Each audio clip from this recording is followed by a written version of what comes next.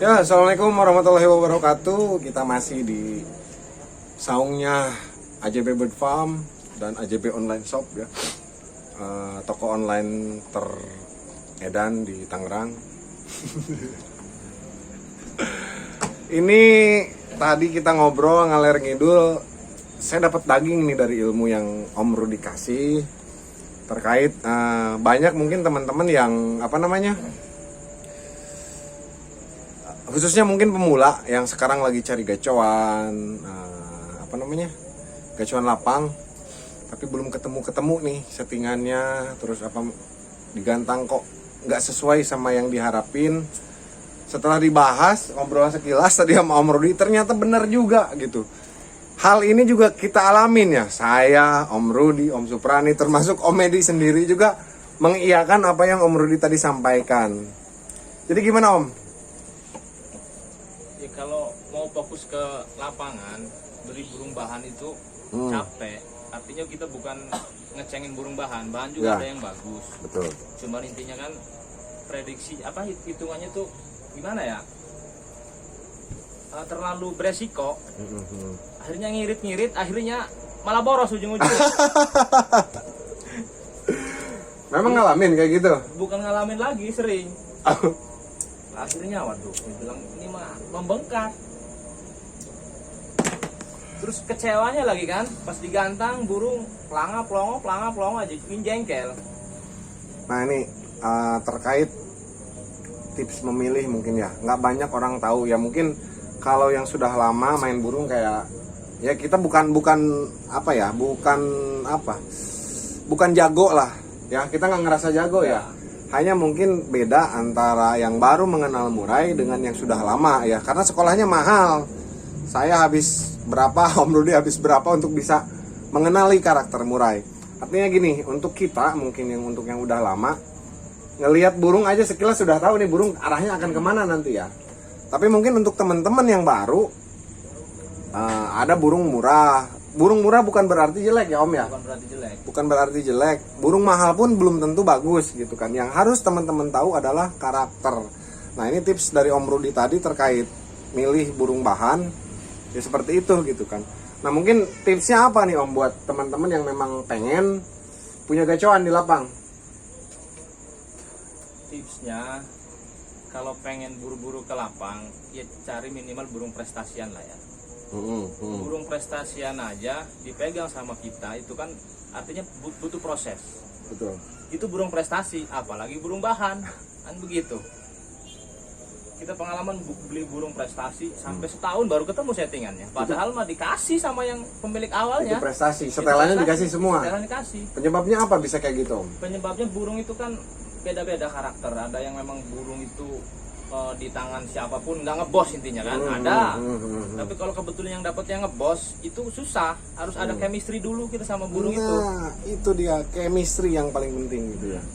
Terus juga ada burung yang sensitif ketika kita beli misalkan di daerah daerah panas lah ya. Kita misalkan ke daerah dingin, airnya pun kan beda, tukar air dulu burung itu adaptasi. Jadi nggak langsung moncer. Kalau gitu berarti bisa dipastikan murai itu dari manapun asalnya tetap dia bisa mengkondisikan ya, artinya bisa beradaptasi ya. Hanya mungkin prosesnya yang kita nggak tahu berapa lama. Tuh. Nah sekarang gini, hitungan beli burung bahan dan burung lapang. Maksudnya burung prestasi itu kayak gimana Om? Intinya burung prestasi itu kita pantau di lapang, kerjanya seperti apa burung itu kan. Burung itu kan di event-event itu beda-beda. Ini kan pakemnya kan ada yang roll tembak, ada yang ya beda-beda lah pakemnya. Kita mau main di mana? Kalau nyari yang roll tembak, berarti kita harus pilih-pilih burung yang memang karakternya roll tembak. Terus jangan salah, burung itu harus benar-benar perawatan harus konsisten. Ketika settingannya begitu, ya harus konsisten. Bila perlu dicatat settingannya, kalau lagi enak misalkan porsi up-nya sekian, bila perlu. Nah ini teman-teman yang belum tahu siapa Om Rudi. Om Rudi ini adalah partner KF Bird Farm juga. Dia juga pegang peternakan. Ada beberapa indukan kita yang dipegang sama Om Rudi. Dan memang basically beliau ini adalah pemain lapang ya. Salah satu guru saya banyak belajar dari beliau tentang teknik ataupun tips rawatan harian maupun lomba untuk burung. Kita punya berapa jagoan sekarang, Om? Kita di rumah ada 2, masih ada 2 jagoan. Alhamdulillah ada 2 karena 1 kemarin kita lepas ya. Si gokil. Jadi balik lagi ke tips memilih burung. Tips memilih burung ya itu tadi tips dari Om Rudi. Ya untuk teman-teman bicara kalkulasi nilai, artinya sekarang kalau misalkan teman-teman beli burung bahan yang mungkin nggak, intinya mah burung yang apa ya, yang nggak jelas silsilahnya lah ataupun Ya. artinya apa namanya, taruhlah omyokan lah mungkin ya, burung omyokan itu kan butuh proses untuk bisa menyesuaikan saja sama tempat itu butuh waktu. Tentunya waktu itu akan berbanding dengan biaya, ya kan, berapa biaya yang dikeluarkan sama teman-teman. Mungkin untuk ngetes ke lapang aja kan itu butuh biaya, tiketnya, ongkosnya, kopinya, mungkin kan. Kalau memang karakternya belum ketemu, di proses itu akan mengeluarkan banyak sekali biaya. Nah mungkin maksud Om Rudi ini buat teman-teman yang ingin memilih burung yang siap ke lapang, alangkah lebih baik kalau memang cari burung yang memang walaupun bukan prestasi, apa ya, bicara prestasi ini kan mungkin banyak hal ya, apa ya, karena kan kalau bicara prestasi harganya tentu beda-beda ya. Beda. Ya minimal mungkin cari yang prestasi pinggiran mungkin Om ya. Pinggiran. Karakter penting nggak? Penting, karakter itu penting karena burung itu sama, ada yang berbakat, ada yang juga enggak. Kalau yang nggak berbakat, setting kayak apapun itu bikin stres yang ngurusnya. Tapi kalau burung yang sudah ketahuan karakternya kan nggak akan sulit, kita tinggal moles doang ya. Sulit, tinggal moles doang. Nah range harga itu kan kisaran nggak terlalu jauh antara burung yang sudah ketahuan karakter dengan burung yang betul-betul bahan gitu kan. Teman-teman kalau beli bahan ya, saya lihat di postingan Facebook itu untuk saat ini sekitar 2 jutaan ya, 2 sampai 2,5, mungkin hampir berbanding dengan trotolan. Nah sekarang mungkin Om, oke jangan bahas dulu itu deh. Antara burung bahan dengan burung yang sudah ketemu karakter, artinya burung yang sudah kelihatan prestasi. Kalau kata orang lapang bilang punya KTP. Nah lebih baik yang punya KTP, kenapa? Karena kata Om Rudi tadi, sedikit banyak karakternya sudah ketahuan. Tinggal teman-teman pantau seperti apa nih gaya mainnya, seperti apa rawatannya, gitu kan. Pantau beberapa kali, kalau memang sudah cocok boleh diambil. Dan harganya pun kalau burung-burung prestasi pinggiran kayak gitu nggak terlalu tinggi ya Om ya? Nggak terlalu tinggi. Nggak terlalu tinggi ya. Mungkin maksud Om Rudi bicara prestasi ini seperti itu. Lain halnya kalau memang teman-teman yang punya banyak uang tapi nggak punya banyak waktu, mungkin bisa beli burung-burung yang betul-betul sudah on fire, sudah jalan ya, burung-burung mapan lah istilahnya ya. Kalau di kita ini biasanya disebut burung tengah. Apa itu burung tengah? Itu tadi burung yang sudah bisa main di kelas nasional. Nah kalau bicara seperti itu kan harganya juga nggak bisa ditaksir dengan nilai kalau menurut saya. Kadang-kadang juga yang megang burungnya juga nggak butuh duit. Nah kalau teman-teman cari yang seperti itu, silakan, lebih enak. Dan bisa langsung bawa jati diri teman-teman gitu ke kelas murai batu. Nah sekarang bicara merawat bahan nih Om. Saya ya, kita kan peternak ya. Memilih calon gacoan lebih bagus mana dari Om Yokan yang sudah dewasa atau trotolan? Trotolan. Kenapa trotolan? Trotolan artinya kalau dari trotolan itu karakternya kan bisa ketahuan dari trotolan. Terus biasanya kan kalau dari peternak, trotolan dari peternak atau dari alam, kita lihat katurangga. Kalau dari peternak otomatis tahu dong silsilahnya, indukannya. Karakter indukan ya. Karakter indukannya seperti apa.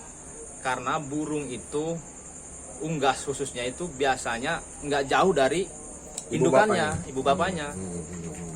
Kenapa saya ngomong begitu? Karena saya ngalamin, sekarang saya ternak.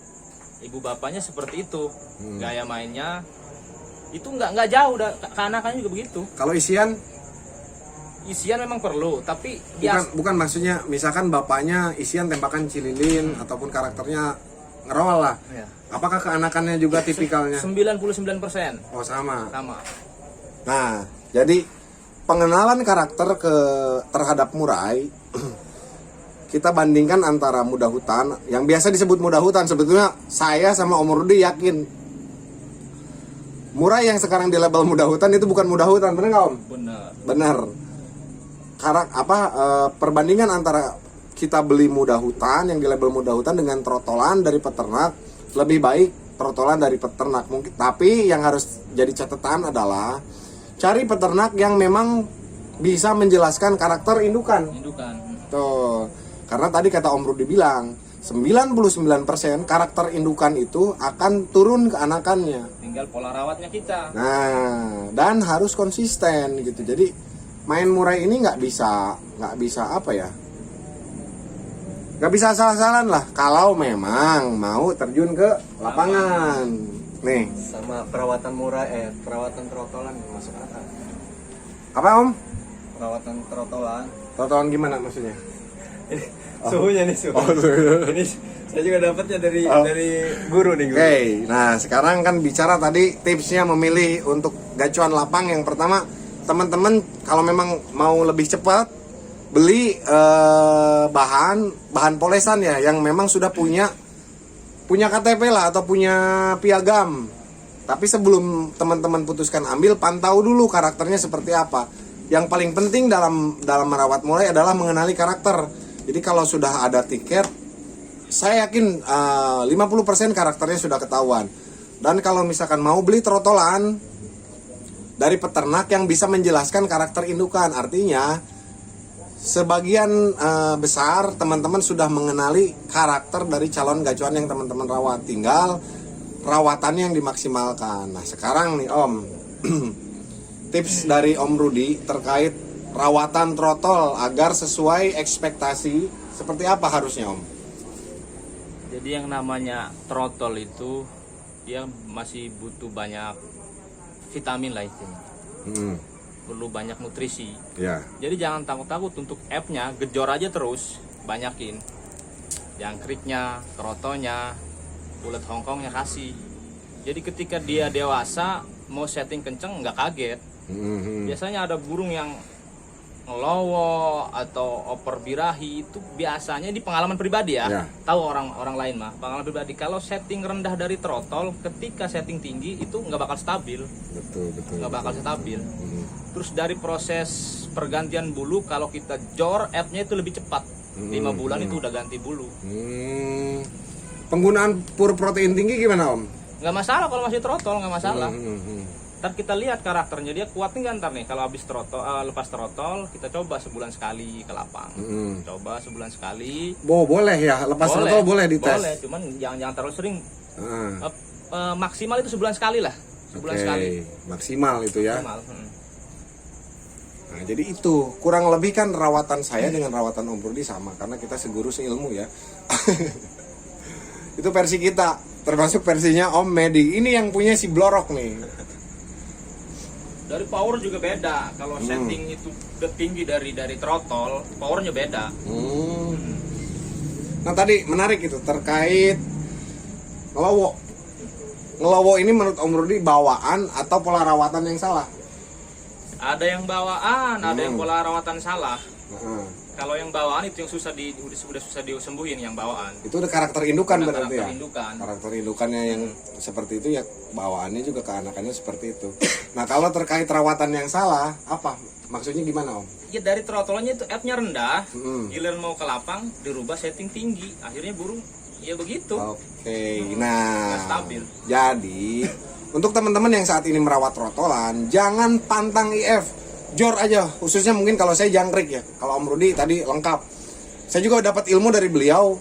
Kroto untuk trotolan itu penting. Minimal dikasih 1 minggu sekali ya. Biar cerdas. Nah, jadi fungsinya kroto untuk trotolan adalah untuk mencerdaskan daya tangkap otak untuk menangkap masteringnya. Iya. Untuk masteringnya gitu.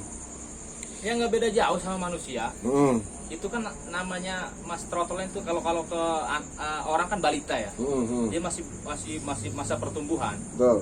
Kalau kurang gizi manusia juga kan bodoh jadinya kan. Ya, sama betul. aja keburu juga. Jadi perbaikan gizi dari dini itu sangat penting untuk menentukan hasil rawatan teman-teman. Tapi sebanyak apapun IF yang teman-teman kasih, seintensif apapun rawatan yang teman-teman kasih, akan percuma jika tidak konsisten. Betul? Betul. Pengalaman Om Rudi deh, mencetak burung dari nol, khususnya dari trotol mungkin ya, sampai bisa kasarnya dapat KTP berapa lama? Umur 7 bulan udah bisa. 7 bulan, luar biasa.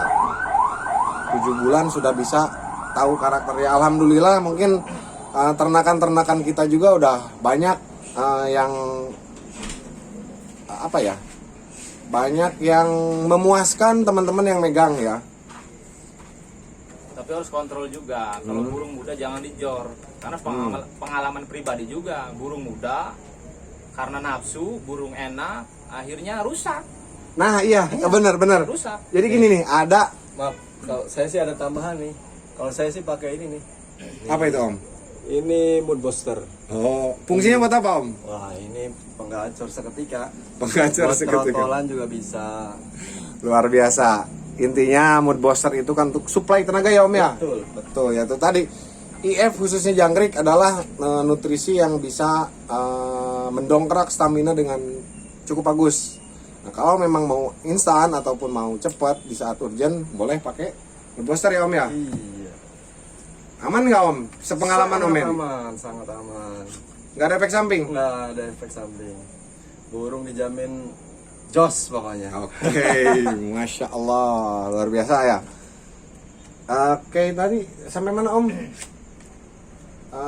Moncerin anakan ya? Yang anakan. Kalau udah moncer, kita harus sabar. Jangan terlalu nafsu. Burung muda itu nggak bisa dijor. Pokoknya maksimal sebulan sekali. Jangan sampai sebulan 2 kali. Pengalaman pribadi, burung muda istilahnya Gubernur Cup ya dulu itu di apa, di Batavia tuh? Di Batavia? Bupati Cup. Ya Bupati Cup yang dulu tiket 5.000 itu. Pulang-pulang burung cabul. Itu burung muda itu? Burung muda. Karena terlalu nafsu, setiap minggu dibawa. Oh, nah buat teman-teman kemarin ada yang nanya kenapa burung saya begini. Ini salah satu tipsnya. Tapi di samping itu karakter indukan pun menentukan ya. Memang kalau karakter indukannya nah ini terkait mental Om. Mental burung itu bisa diturunkan nggak ke anakan?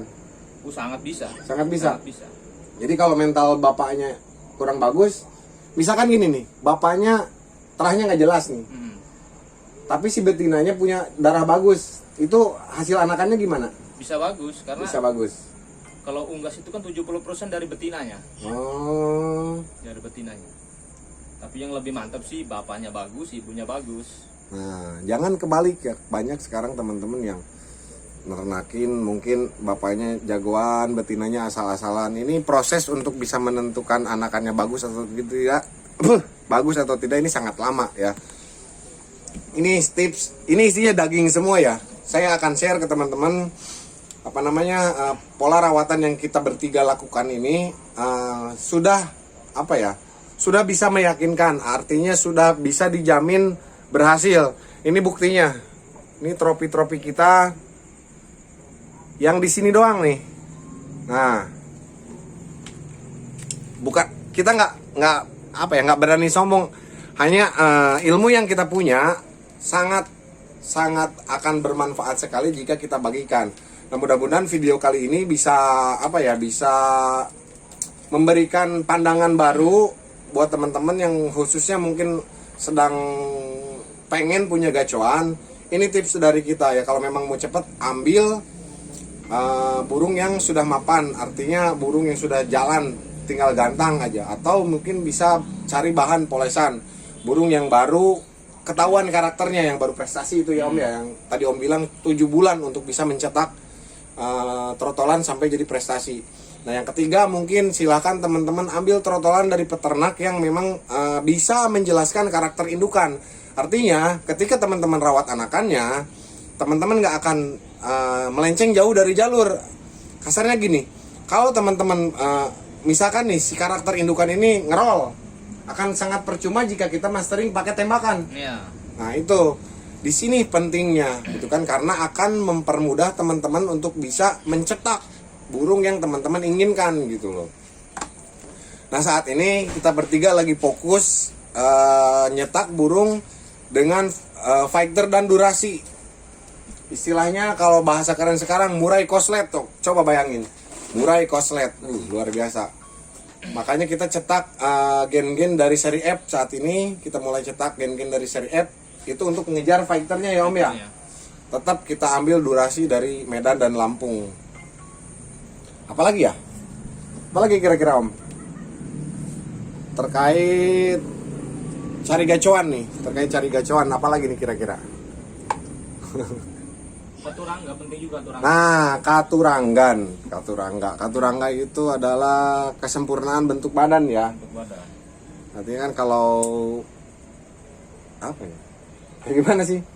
Ya bentuk paruh, mungkin kan bentuk badan, bentuk kaki ya. Warna kaki penting nggak sih sebetulnya? Sebenarnya enggak. Masing-masing punya kekurangan dan kelebihan. Nah, Kalau kaki hitam itu kadang-kadang memang dari kelebihannya dia mental bagus. Cuman settingan salah aja udah nggak konsisten biasanya. kaki hitam. Kaki hitam cenderung galak kalau kaki hitam. Jogger banget. Jagoan kita sekarang siapa namanya Om? Jagur. Si Jagur. Nanti kita akan review si Jagur dan kita lihat hasil dari kerjanya Jagur. Nah ini buat teman-teman, selain kita melampiaskan hobi, selain kita melampiaskan hobi lah, secara tidak langsung merawat murai yang prestasi ini bisa menghasilkan pundi-pundi rupiah buat teman-teman yang jeli melihat peluang. Jadi untuk teman-teman yang saat ini ngerawat burung, ya silakan terus rawat aja, jangan sampai terpengaruh dengan kita. Cuman ini adalah tips dari kita kalau memang teman-teman nggak mau boncos. Ya kalau memang mau nyoba ilmunya silakan. Mau belajar lagi dari nol. Nah kita bertiga ini sudah kenyang mungkin ya Om ya. Iya. Sudah wareg. Waduh, beli burung bahan. Udah kalau dikumpulin mungkin dapat yang Prestasi. yang kelas-kelas udah menengah Nasional kalau dikumpulin gitu kan. Itu. Ya, akhirnya nggak terasa. Makanya tipsnya Om Rudi, nah, guru kita, kalau bisa belinya itu langsung yang memang sudah ada karakter. Taruhlah gitu. prestasi lah ya. Prestasi. Tuh. Cari di gantangan-gantangan pinggiran lah. Nah, Gitu. kalau dari tengah udah mahal ya. Udah tengah. Sekarang saya tanya nih komedi, rekor beli murai termahal berapa? Rekor beli murah ya. Coba pengen tahu. Murah kalau saya murah. Nggak, gini aja lah. Sampai dapat jagoan udah habis berapa? Saya tanya. Waduh. Mungkin habis berapa ya? 50 up lah udah. Udah 50 juta. 50 Sampai ketemu satu ekor murai yang memang betul-betul punya karakter itu. Akhirnya yang jadi jagoan itu malah ternakan sendiri. Oh gitu. Iya. Masya Allah, luar biasa. Anakan siapa? Anakannya siapa namanya? Mulyono. Iya, Ring Mulyono. Bekasi. Ya, itu dia tuh. Siapa namanya? Jagoannya? Namanya Senopati. Silakan search di Google atau YouTube Senopati. Cek performanya di lapangan. Nah sekarang saya tanya ke Om Rudi, udah berapa duit sampai punya ilmu kayak gini? Habisnya nih. Kayaknya lebih gede nih. Kalau ketahuan gini bisa bahaya. Oh gitu. Jadi nggak boleh disebutin di sini, yang jelas Om Medi aja tadi udah 50 juta nih. Gurunya pastinya lebih. 50 juta memang bukan angka yang besar untuk pemain untuk Sultan ya. Tapi untuk kita waduh itu berat sekali. Ya. Jadi jangan sampai pengalaman yang sudah kita jalankan, teman-teman ikutin juga. Kita kasih tips seperti ini biar nggak boncos kayak kita. Sekarang logikanya, teman-teman saat ini beri mulai yang 50 juta, kalau bisa ngerawati bisa main di tengah ya Om ya. Udah bisa main di nasional. Artinya harga jual pun ke depan, kalau memang burungnya sudah punya karakter, bisa dilirik Sultan dengan harga yang luar biasa. Fantastis. Sekarang saya tanya, rekor ngejual burung paling mahal berapa? Paling mahal ya? Nah, Pernah sampai 20. 20 juta, wah luar biasa. Untuk angka kita sih luar biasa karena kita pemain pinggiran. Nah, saya tanya Om Rudi, berapa sekarang harga trotolannya? Masih umum aja harga trotolan mah. Masih umum, masih di 3,5 juta teman-teman, masih umum. Dan saya maupun Om Rudi berani garansi trotolan dari kita, kalau nggak fighter, kalau nggak punya mental tempur, balikin, kita ganti uang berikut apa namanya, biaya rawatnya. Silakan 3.500.000, dan ada juga yang lebih yang memang punya karakter yang juga oke Oh ya. iya. Duit mah nggak bakal nyasarin. Nah itu dia, duit nggak bakal nyasarin katanya teman-teman. Ya ini mah apa ya, silahkan diambil ilmunya. Untuk teman-teman yang memang tertarik dengan produk-produk kita boleh kontak. Kalau yang nggak tertarik silahkan, bebas, silahkan beli dimanapun dengan siapapun. Yang penting tipsnya tadi, kalau teman-teman mau beli trotolan, cek ke peternaknya, tanya bagaimana karakter indukannya. Ini yang namanya terah. Ini yang apa ya? Pentingnya terah tuh di sini, karakter, bukan juaranya. Karena juara bisa nurunin nggak? Bisa. Enggak lah. Maksudnya gimana? Kalau bapaknya juara, anaknya bisa juara nggak? Oh, enggak. Nah, belum tentu. Tapi kalau bapaknya roll tembak, anaknya bisa roll tembak juga kan? Jelas. Itu jelas katanya. Makanya yang paling penting itu bukan piagamnya, tapi karakternya. Setuju ya? Setuju. Sepakat. Oke. Itu saja, udah terlalu lama.